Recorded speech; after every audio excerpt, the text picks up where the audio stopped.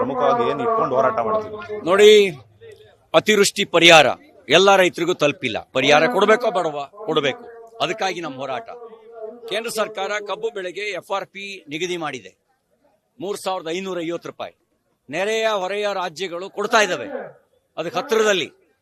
ಆದರೆ ಕರ್ನಾಟಕದಲ್ಲಿ 3,100 ರೂಪಾಯಿಗಿಂತ ಹೆಚ್ಚಿಗೆ ಕೊಡಕ್ ಸಾಧ್ಯ ಇಲ್ಲ, ನಾವು ಕೊಡಲ್ಲ ಅಂತ ಸಕ್ಕರೆ ಕಾರ್ಖಾನೆ ಮಾಲೀಕರು ಧಮಕಿ ಹಾಕ್ತಿದ್ದಾರೆ. ಸರ್ಕಾರ ಇವರ ಕುರ್ಚಿ ಕಾಳಗದೊಳಗೆ ಮುಳುಗಿದೆ, ಅವ್ರ ಧಮಕಿಗೆ ಬೆದರಿದೆ.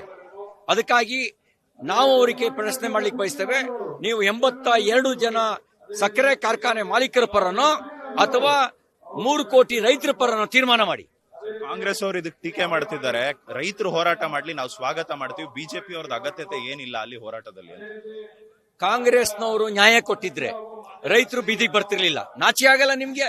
ಕಳೆದ 3 ತಿಂಗಳಿಂದ ರೈತರು ಬೀದಿಲಿ ನಿಂತಿದ್ದಾರೆ, ಕಬ್ಬಿಗೆ ಬೆಂಕಿ ಹಾಕಿದ್ದಾರೆ. ಇದೆಲ್ಲ ಕಣ್ಣಲ್ಲೇ ನೋಡ್ಕೊಂಡ್ರು ಕೂಡ ನಿಮ್ಗೆ ಯಾವುದೇ ಸಹಾನುಭೂತಿ ಇಲ್ಲ. ಹೋಗಿ ಹೆಲಿಕಾಪ್ಟರ್ ಹಾರಾಡಿಕೆ ಬಂದ್ರಲ್ಲ, ರೈತರಿಗೆ ಪರಿಹಾರ ಕೊಟ್ರ?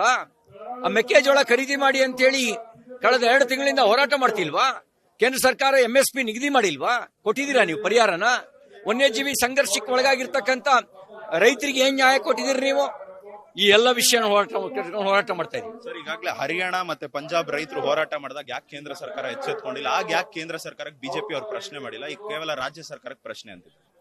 ಈಗ ಅಲ್ಲಿಯ ರಾಜ್ಯದ ರೈತರು ಅಲ್ಲಿ ಹೋರಾಟ ಮಾಡ್ತಿದ್ದಾರೆ, ಇಲ್ಲಿಯ ರಾಜ್ಯದ ರೈತರು ಅಲ್ಲಿ ಹೋರಾಟ ಮಾಡ್ತಿದ್ದಾರೆ.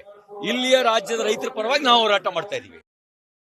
ರೈತರ ವಿಷಯಕ್ಕಿಂತ ಮುಖ್ಯ ಬೆಳಿಗ್ಗೆ ನಾಟಿ ಕೋಳಿ, ಮಧ್ಯಾಹ್ನ ಮೀನು, ಸಾಯಂಕಾಲ ಬಾಡು, ಅದ್ರ ಬಗ್ಗೆ ನಿಮಗೆ ಚರ್ಚೆ.